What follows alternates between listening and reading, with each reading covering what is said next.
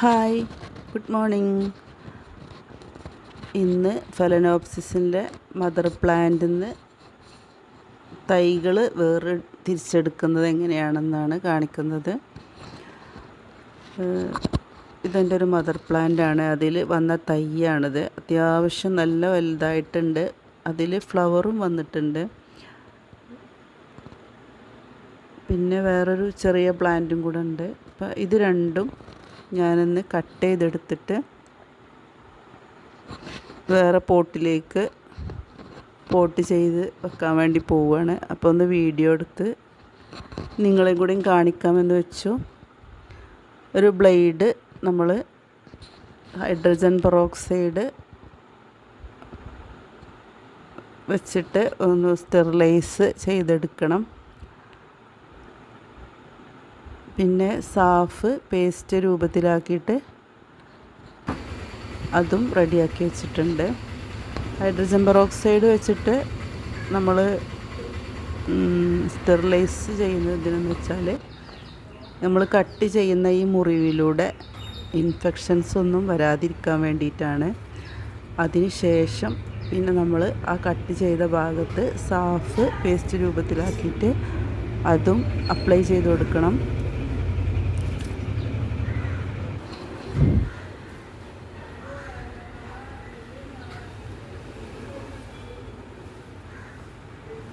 അപ്പോൾ ഞാൻ ഒരു തൈ ആദ്യം കട്ട് ചെയ്തെടുത്തിട്ടുണ്ട്.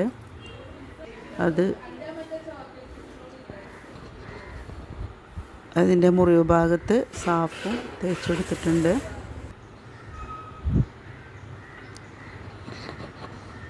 നല്ല രീതിയിൽ തന്നെ വേരുകളൊക്കെ വന്നിട്ടുണ്ട്. ഇത്ര ചെറുതായാലേ ഫലനോപ്സിസ് ഫ്ലവർ ചെയ്യൂല എന്നൊക്കെയാണ് എല്ലാവരും പറയാറുള്ളത്. ഇതിപ്പോൾ ഈ തയ്യിൽ ഇങ്ങനെ ഫ്ലവർ വന്ന് കണ്ടപ്പോൾ എനിക്ക് ഭയങ്കര ഒരു അത്ഭുതം തോന്നി. എന്താണെങ്കിലും ഇപ്പോൾ 2 തൈ നമുക്ക് ഇതിൽ നിന്ന് കിട്ടിയിട്ടുണ്ട്. അപ്പം ഞാനിത് പോട്ട് ചെയ്യാൻ വേണ്ടി പോവുകയാണ്. അതിന് വേണ്ടിയിട്ട് ഞാൻ എടുത്തിട്ടുള്ളത് തെർമോക്കോളും കരിയും മിക്സ് ചെയ്തിട്ട് ആണ് ഞാൻ ചെയ്യുന്നത്.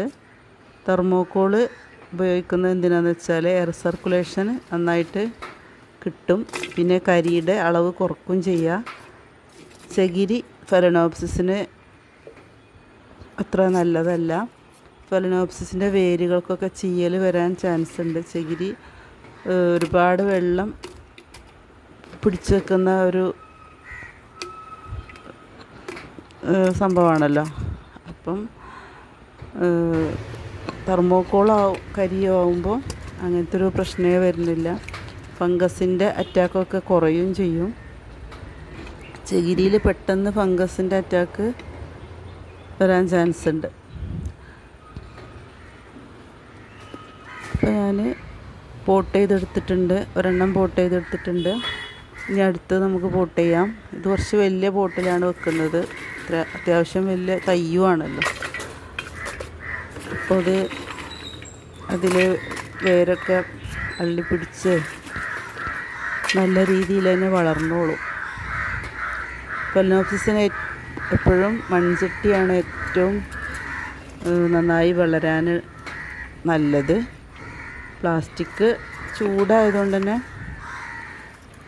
വേരുകൾ ഒക്കെ പുറത്തേക്ക് തൂങ്ങി വരികയായിരിക്കും ചെയ്യാം. ഇതാവുമ്പം ഈ മൺചട്ടിമ്മൽ കൂടെയൊക്കെ പറ്റി പിടിച്ചിട്ടാണ് ഇതിൻ്റെ റൂട്ട്സൊക്കെ വരിക. ഇപ്പം പോട്ട് ചെയ്ത് കുറച്ച് കരി മാത്രമേ ഇട്ടെടുത്തിട്ടുള്ളൂ.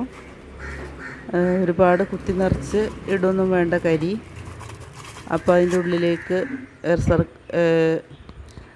ഒരു വായുസഞ്ചാരം കിട്ടില്ല. അതിനുശേഷം നമ്മൾ ഒരു സ്റ്റിക്ക് വെച്ചിട്ട് അതൊന്ന് കുത്തി നിർത്തിയിട്ട് അതിന്മേൽ ടൈ വെച്ച് കെട്ടിക്കൊടുക്കുന്നുണ്ട്. ഈ ഫലനോപ്സിസിൻ്റെ മദർ പ്ലാന്റിൽ എപ്പോഴും ഫ്ലവർ വരും. ഇതൊരു ഹൈബ്രിഡ് വെറൈറ്റിയാണ്. സാധാരണ ഫലനോപ്സിസ് വർഷത്തിൽ ഒരു പ്രാവശ്യം ഫ്ലവർ ആവാറുള്ളൂ. അപ്പോൾ ഇത്രയേ ഉള്ളൂ. Thanks for watching.